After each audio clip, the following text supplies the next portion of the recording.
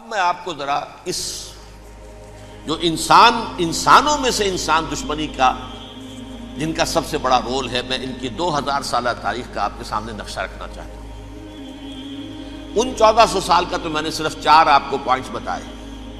موسیٰ سے عیسیٰ تک 1400 برس علیہم الصلاۃ والسلام، 2 مرتبہ عروج، 2 مرتبہ زوال، اشیریوں کے ہاتھوں پٹوائی، بابلیوں کے ہاتھوں پٹانا، گریکس کے ہاتھوں مرمت، رومنز کے ہاتھوں مرمت۔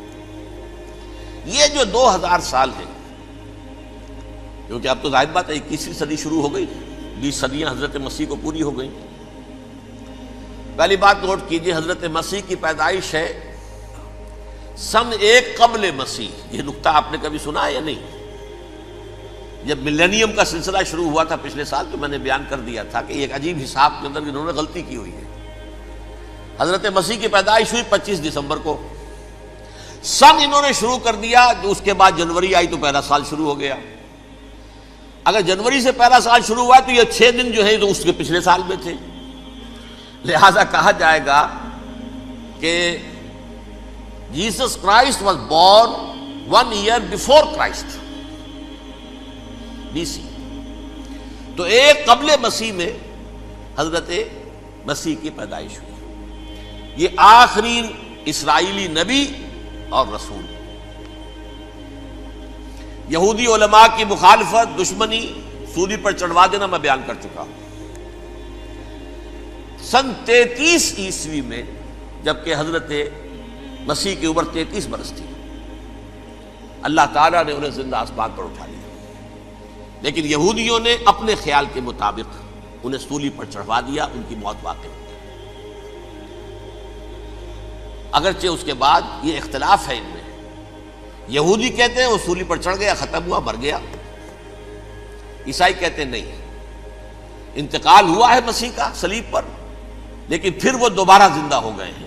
ان کی لاش ایک غار میں رکھ دی گئی تھی، وہاں ریزریکشن ہو گیا، ان کا باعث بعد الموت وہی ہو گیا، اور پھر انہیں اللہ نے زندہ آسمان پر اٹھا دیا۔ تو ہمارے اور عیسائیوں کے درمیان نوٹ کر لیجئے، یہ چیز مشترک ہے کہ حضرت مسیح آسمان پر زندہ اٹھائے گئے۔ فرق کیا ہے؟ وہ سمجھتے ہیں کہ سولی دیے گئے، سولی پر مرے، پھر زندہ ہوئے، پھر گئے۔ ہم سمجھتے ہیں کہ نہیں، وما صلبوہ وما قتلوہ، انہوں نے نہ صلیب دے سکے انہیں اور نہ انہیں قتل کر سکے، بل رفع اللہ الیہ، اللہ نے اٹھا لیا۔ پھر ہمارا اور یہ اس کا عیسائیوں کا ایک اور اتفاق ہے، سیکنڈ کمنگ آف جیسس، حضرت مسیح دوبارہ آئیں گے۔ یہ عیسائیوں کا بھی عقیدہ ہے اور ہمارا بھی۔ بہرحال تو جیسا کہ میں نے عرض کیا کہ اس وقت یہ عذاب استیصال، عذاب اکبر کے مستحق ہو چکے تھے، لیکن اللہ نے ان کی مدت دراز کی ہے۔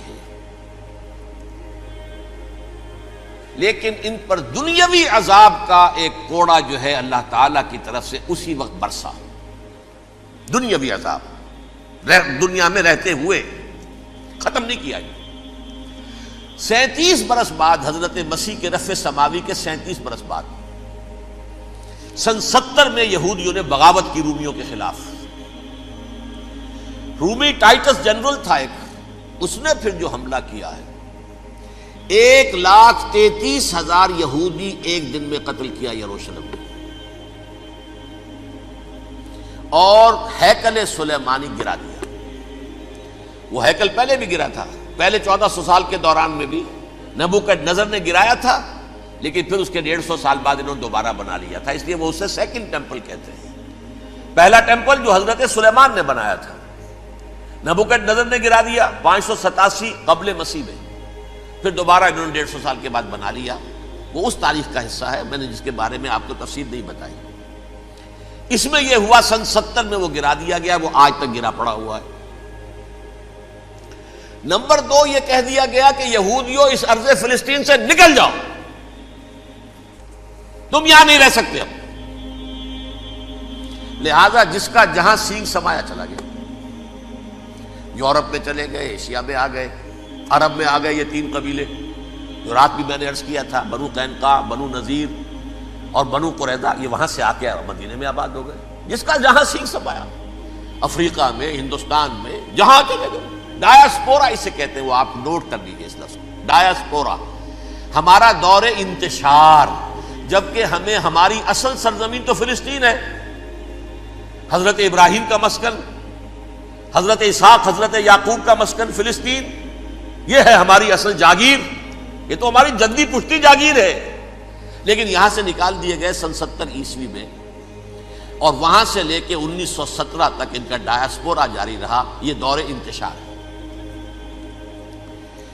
اس دور انتشار کے اب چند حصے ہیں جس کو میں چاہتا ہوں کہ آپ علیحدہ علیحدہ سمجھ لیں۔ دور انتشار کا جو پہلا جو ہے تقریباً 300 برس رومی حکمران تھے، وہ یہودیوں کے بھی دشمن تھے اور عیسائیوں کے بھی دشمن تھے، عیسائی اور یہودی ایک دوسرے کے بھی دشمن تھے،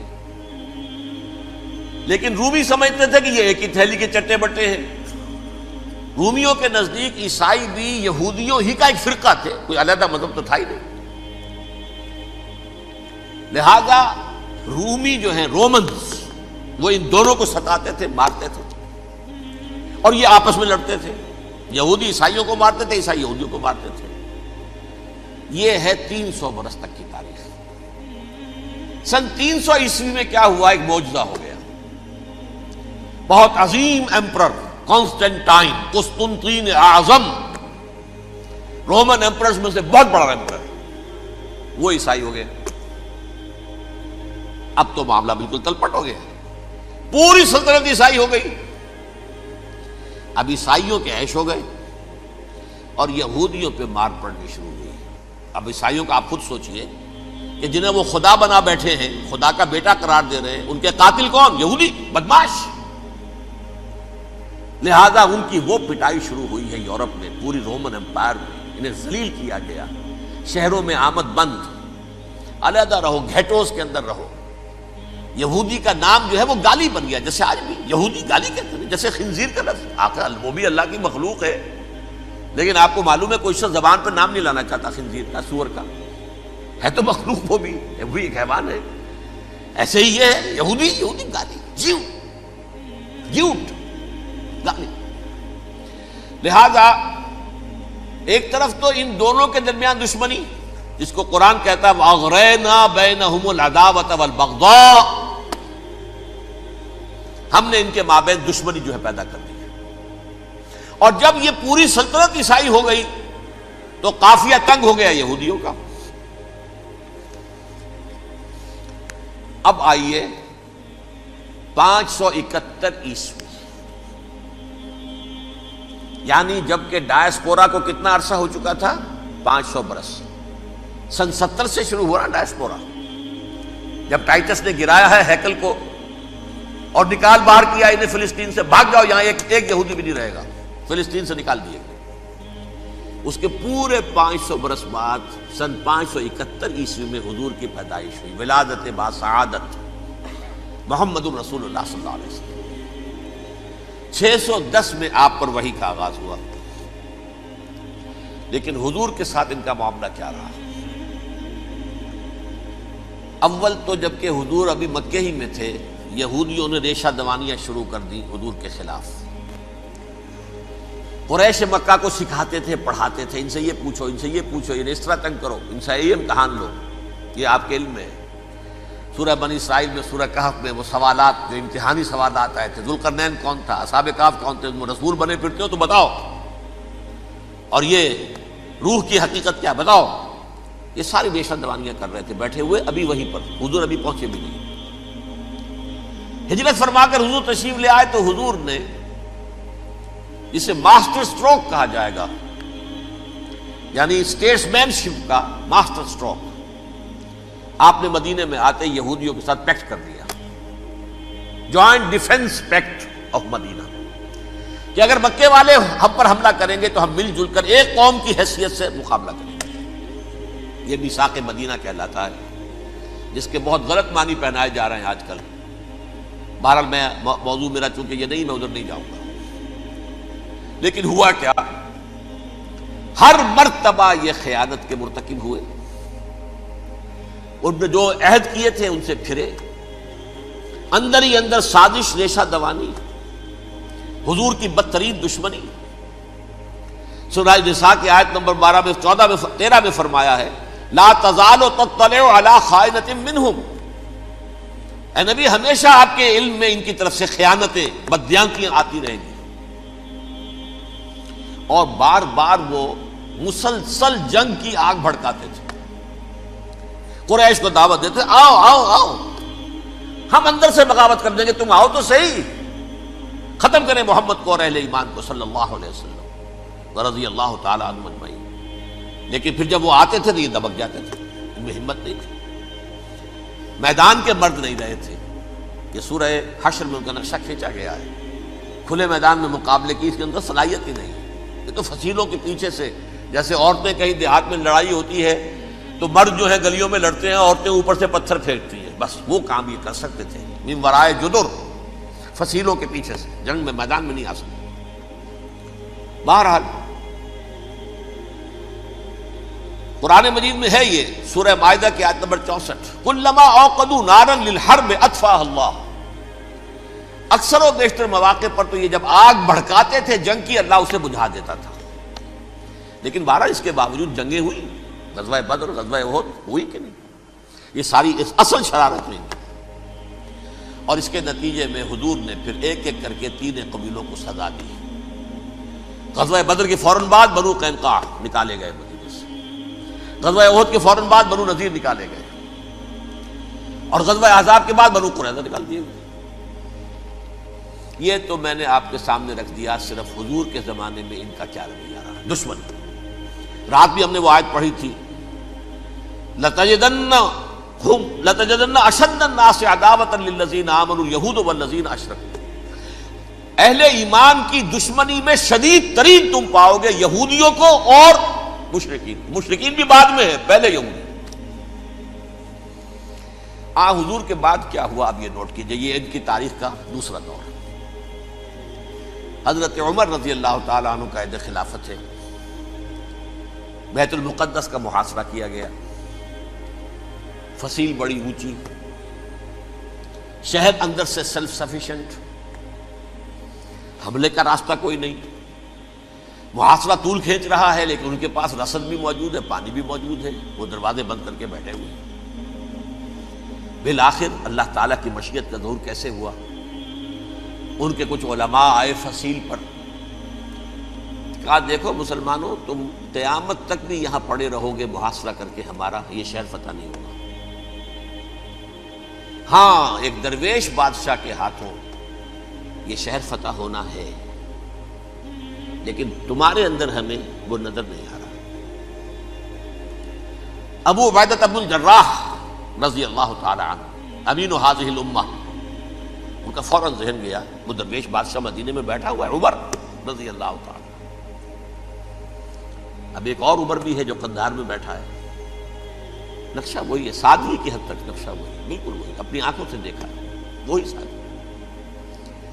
عمر اول، عمر ثانی تھے عمر بن عبد العزیز. اب ایک اللہ کے فضل سے اللہ تعالیٰ ایدہ اللہ بنصرتہ، اللہ تعالیٰ ان کی نصرت فرمائے، دشمنوں کو ان کے مقابلے میں نیست و نابود کرے.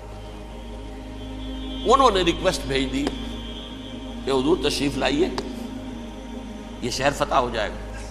وہ ہے سفر تاریخی، اتنا طویل سفر، تقریباً 700 میل، ایک اونٹ، ایک خادم، ایک منزل پہ امیر المومنین اوپر بیٹھے، خادم آگے چل رہا ہے، اگلی منزل پہ خادم اوپر بیٹھا ہے، امیر المومنین آگے جا رہے ہیں. اور جب پہنچے ہیں تو وہ باری تھی خادم کی. انہوں نے ہاتھ جوڑ دیا، حضور خدا کے لیے تم کیا کہیں گے لوگ، وہ میرا برا حال کر دیں گے، تمہیں شرم نہیں آئی؟ امیر المومنین پیدل آگے چل رہے ہیں نکیل پکڑ کر، اور تم بیٹھے ہو اوپر براجمان ہو. حضرت عمر فرمایا الدور دورک، نہیں باری تمہاری ہے، بیٹھ. اس حال میں پہنچے ہیں. اور پھر یہ کہ ابو عبیدہ بن الجراح آئے ہیں، استقبال کیا ہے تو دیکھا ہے اس حال میں چلے آ رہے ہیں. عمر نکیل پکڑے ہوئے چلے آ رہے ہیں، اور کہتے ہیں کہ کہیں کیچڑ ویچڑ تھا، جوتے خراب ہو گئے تھے، وہ بھی اتار کے ہاتھ میں پکڑے ہوئے، کپڑے تو تھے ہی پھٹے ہوئے. انہوں نے کہا بھی حضرت ابو عبیدہ نے، دیکھیے یہ بڑا متمدن ملک ہے، بڑا مہذب علاقہ ہے یہ، آپ ذرا حلیہ اپنا درست فرما لیں تب جا کے پیش ہم آپ کو کریں گے. آپ نے فرمایا نحن قوم اعزنا اللہ بالاسلام، ہم وہ قوم ہیں جنہیں اللہ نے عزت دی ہے اسلام کے ذریعے سے، کپڑوں کے ذریعے سے نہیں، دولت کے ذریعے سے نہیں۔ اسی حال میں گئے ہیں، اوپر سے انہوں نے کھڑے ہو کر نشانیاں دیکھی ہیں، اپنی کتابیں کھولی، ہاں یہ وہی ہے، اچھا لو جی سرنڈر، شہر تمہارے ہاتھ میں۔ خون کا ایک قطرہ نہیں بہا اور بیت المقدس فتح ہو گیا۔ لیکن اس وقت حضرت عمر نے ایک نرمی یہ کی کہ یہودیوں کے لیے بھی اسے اوپن سٹی قرار دے دیا۔ یہ احسان عظیم حضرت عمر کا، اس سے پہلے یہودی آ ہی نہیں سکتا تھا، داخل ہی نہیں ہو سکتا تھا، وہاں وہ آ کر وزٹ نہیں کر سکتا تھا، زیارت نہیں کر سکتا تھا اپنے مقدس مقامات کی۔ حضرت عمر نے یوں سمجھیے کہ تقریباً 550 برس کے بعد ان کے لیے راستہ کھولا ہے کہ ہاں تم آ سکتے ہو، زیارت کر سکتے ہو۔ لیکن یہ عیسائیوں نے لکھوایا معاہدے کے اندر، انہیں یہاں آپ آباد ہونے کی اجازت نہیں دیں گے، لیکن کم وزٹ دی پلیسز، دیکھیں زیارتیں کریں اور جائیں۔ یہ معاہدہ حضرت عمر کا ہے رضی اللہ تعالیٰ، جو پھر خلافت راشدہ کے بعد بنو امیہ نے بھی اس کو آنر کیا، بنو عباس نے کیا۔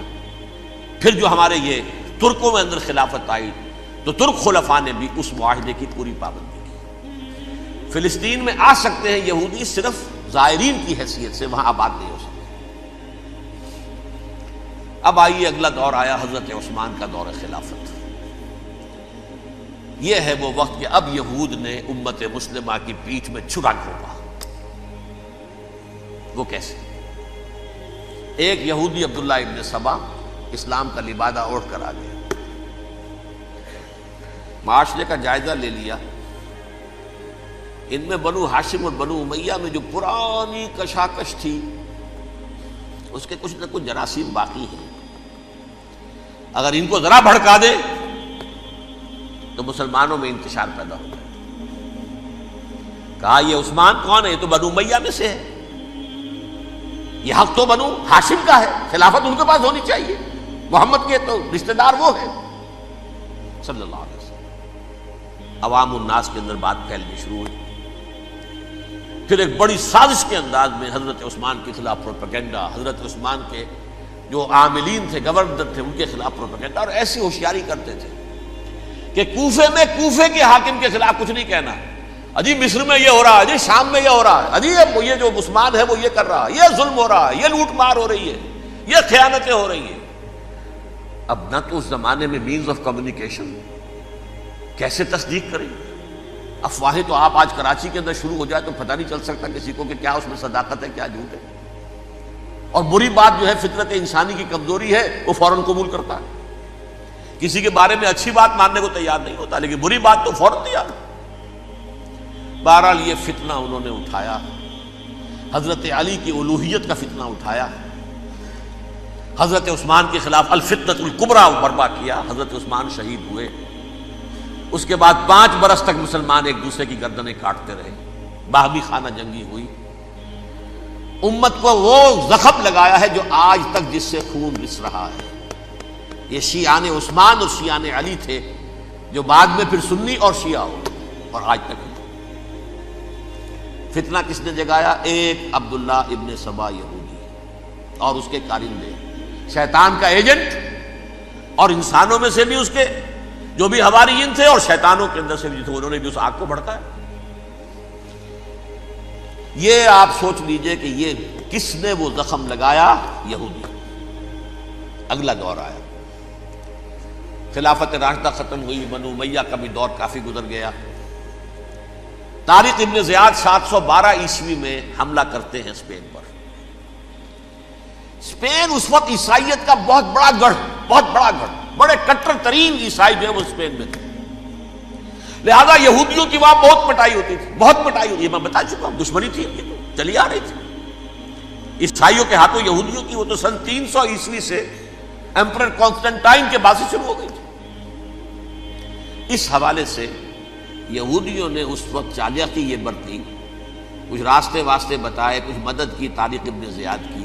طارق ابن زیاد نے انہیں اپنا محسن سمجھا، ہسپانیہ فتح ہو گیا تو یہودی چونکہ محسنین کی فہرست میں آ چکے تھے، انہیں بہت اقتدار نصیب ہوا، بڑی سپورٹ مسلمانوں نے دی۔ ان کے بڑے بڑے علماء جو ہیں اسی دور کے اندر پیدا ہوئے، بڑے بڑے تھنکرز ان کے اسی دور میں پیدا ہوئے۔ بن گوریون جو کہ ایک وزیر اعظم تھا اسرائیل کا، اس نے یہ لکھا ہے اپنی کتاب میں، Muslim Spain was the golden era of our diaspora.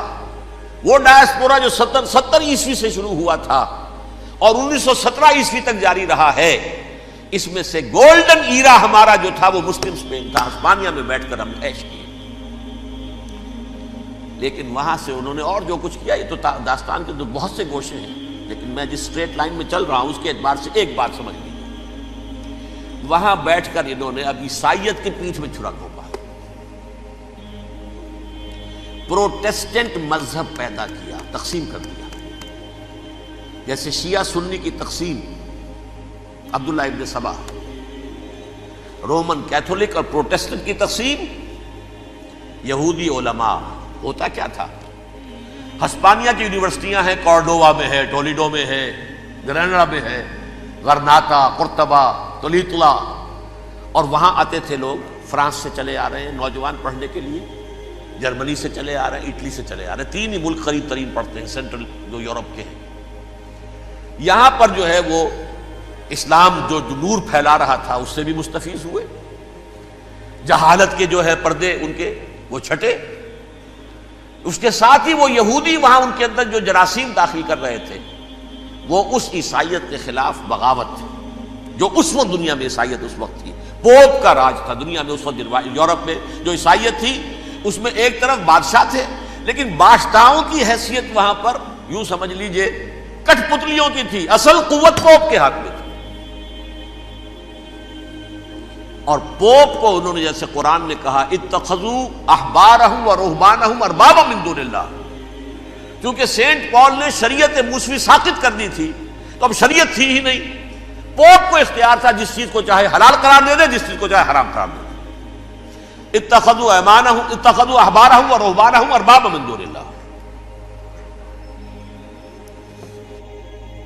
انہوں نے کہا صاحب یہ پوپ کس بلا کا نام ہے، یہ بھی انسان ہے، بات تو ٹھیک تھی نا، اصل حیثیت تو کتاب کی ہونی چاہیے، ڈیوائن بک، دی ریویلڈ اسکرپچر، لہذا یہ کتاب ہر شخص پڑھ سکتا ہے، کوئی پوپ کے باپ کو جو ہے کوئی اس کے لیے پروپرائٹری رائٹس تو نہیں ہے کہ صرف پوپ پڑھ سکتا ہے یا پادری پڑھ سکتے ہیں، ہم بھی پڑھ سکتے ہیں، ہم بھی سمجھ سکتے ہیں۔ یہ باتیں تھی کہ جن کو بڑھا چڑھا کر بیان کر کے اور پوپ کا اقتدار ختم کرا دیا اور توجہ مرکوز کر دی بائبل کی طرف۔ اب بائبل میں بڑا حصہ تو اولڈ ٹیسٹامنٹ کا ہے، نتیجہ کیا ہوا، یہود کی عظمت پروٹیسٹنٹس کے نزدیک مسلم ہو گئی۔ اصل قوم تو یہ ہے، وہ دشمنی بدلی کہ نہیں بدلی، موسیٰ کے امتی یہ ہے، تورات موسیٰ کو دی گئی، ابراہیم کی نسل یہ ہے، لہذا وہ جو دشمنی تھی، جو عداوت تھی کہ ہمارے خدا کو سوری چڑھانے والے ہیں یہ بدماش، اس کا ازالہ ہوا اس پروٹیسٹنٹ مذہب کے نتیجے میں۔ یہ میں اب آپ کو بتاتا ہوں کہ ایک نتیجہ وہ نکلا ہے جسے برٹرنڈ رسل نے بیان کیا ہے، اس کی کتاب ہے ان پریز آف آئیڈلنس، صفحہ 108۔ وہ لکھتا ہے the Christians retaining the Judaic belief in special revelation added to it the Roman desire for worldwide domination and the Greek taste for metaphysical subtleties. The combination produced the most fiercely persecuting religion that the world has yet known. یہ 3 چیزیں آ کر عیسائیت میں مل گئی۔ ایک تو جب یہ اولڈ ٹیسٹامنٹ جو ہے وہ ان کے ہاتھ میں آ گئی، اور اس کے میں کچھ آپ کو بتا دیتا ہوں کہ اولڈ ٹیسٹامنٹ کی تعلیمات، کیونکہ یہ اولڈ ٹیسٹامنٹ جو ہے یہ محرف تھی، اصل تورات تو گم ہو گئی تھی 587 قبل مسیح میں، جب پہلی مرتبہ ہیکل جو ہے تباہ ہوا ہے اس وقت ختم ہو گئی تھی۔ اس کے کوئی 150 سال کے بعد انہوں نے یادداشتوں سے مرتب کر کے لکھی ہے، اب اس میں ان کے اپنے خیالات، اپنے امانی، اپنی توجیحات وہ شامل ہو گئی۔ لہذا میں آپ کو حوالے دیتا ہوں، اس کتاب کے اندر مظالم کی جو تعلیم دی گئی ہے، اہل کتاب نے اپنے مظالم قتل عام کے جواز کے لیے تورات میں تبدیلیاں کی اور پیغمبروں پر دہشت ناکی اور بدترین حرام کاری کے الزامات لگائے. سنیے، پہلا حوالہ ہے یہ گنتی باب 31 آیات 17-18. اس لیے ان بچوں میں جتنے لڑکے ہیں سب کو مار ڈالو، اور جتنی عورتیں مرد کا منہ دیکھ چکی ہیں ان کو بھی قتل کر ڈالو، لیکن ان لڑکیوں کو جو مرد سے واقف نہیں اور اچھوتی ہیں اپنے لیے زندہ رکھو. یہ کسی اللہ کی کتاب کا یہ جملہ ہو سکتا ہے؟ کسی ریویل بک کا؟ اور سنیے، یہ ہے استثناء ڈیٹرانومی باب 20 آیت 16-18. پر ان قوموں کے شہروں میں جن کو خداوند تیرا خدا میراث کے طور پر تجھ کو دیتا ہے، کسی ذی نفس کو جیتا نہ بچا رکھنا، جیسا خداوند تیرے خدا نے تجھ کو حکم دیا بالکل نیست کر دینا. مرد، عورتیں، بچے، بوڑھے سب ختم. یہ کتاب مقدس ہے. اور سنیے، سموئیل باب 27 آیت نمبر 9. اور داؤد نے اس سرزمین کو تباہ کر ڈالا اور عورت مرد کسی کو جیتا نہ چھوڑا. نمبر 4، ان سب آباد شہروں کو ماں، عورتوں اور بچوں کے بالکل نابود کر ڈالا. کتاب استثناء باب 3 آیت 6. یہ ہے جو کہہ رہا ہے برٹرنڈ رسل، کرسچینٹی میں آ کر اب یہ 3 چیزیں شامل ہو گئی. ایک تو یہ باربیرین یہ تعلیم جو ہے، اور یہ مذہب کے نام پہ تعلیم، یہ کتاب مقدس کی تعلیم. نمبر 2، رومنز کے اندر جو ایک تمنا تھی ورلڈ ڈومینیشن کی، وہ عیسائیت کے اندر آ گئی. اس لیے کہ پوری رومن امپائر جو ہے عیسائی ہو گئی، تو اسے وراثت کے اندر ورلڈ ڈومینیشن کی جو ایک تمنا تھی وہ مل گئی. اور پھر یہ کہ انہوں نے جو توہمات تھے یونانیوں کے، ان کو بھی اپنے ہاں مختلف شکلوں کے اندر جمع کر لیا. ان 3 چیزوں کا the combination produced the most fiercely persecuting religion that the world has yet known. اس کے نتیجے میں دنیا میں تاریخ انسانیت کے اندر جو بدترین خوخار ترین مذہب ہو سکتا ہے وہ شکل عیسائیت نے اختیار کی. اور اس کا مظہر عتم کیا تھا؟ نوٹ کیجیے، صلیبی جنگیں. ایک بات ٹائم ٹیبل کے اعتبار سے نوٹ کر لیجئے گا. فرسٹ ملینیم ختم ہوا، سیکنڈ شروع ہوا. ان کے 1000 سال ختم ہوئے تو 11ویں صدی میں سیکنڈ ملینیم شروع ہوا، تو پہلی صلیبی جنگیں ہوئی. لاکھوں مسلمان قتل کیے. صرف یروشلم کے اندر اتنا خون بہایا ہے کہ خود ان کے ہسٹورینز لکھتے ہیں کہ جب ان صلیبیوں نے جب گھوڑوں کے ساتھ وہ چل رہے تھے گلیوں میں، تو ان کے گھوڑوں کے گھٹنوں تک خون کی ندی بہ رہی تھی. جہاں سے گزرے ختم کرتے چلے گئے، آبادیاں کی آبادیاں ختم کر. اگرچہ اس کروسیڈ میں گیہوں کے ساتھ گھن بھی پیسا، یہودی بھی بہت مارے گئے.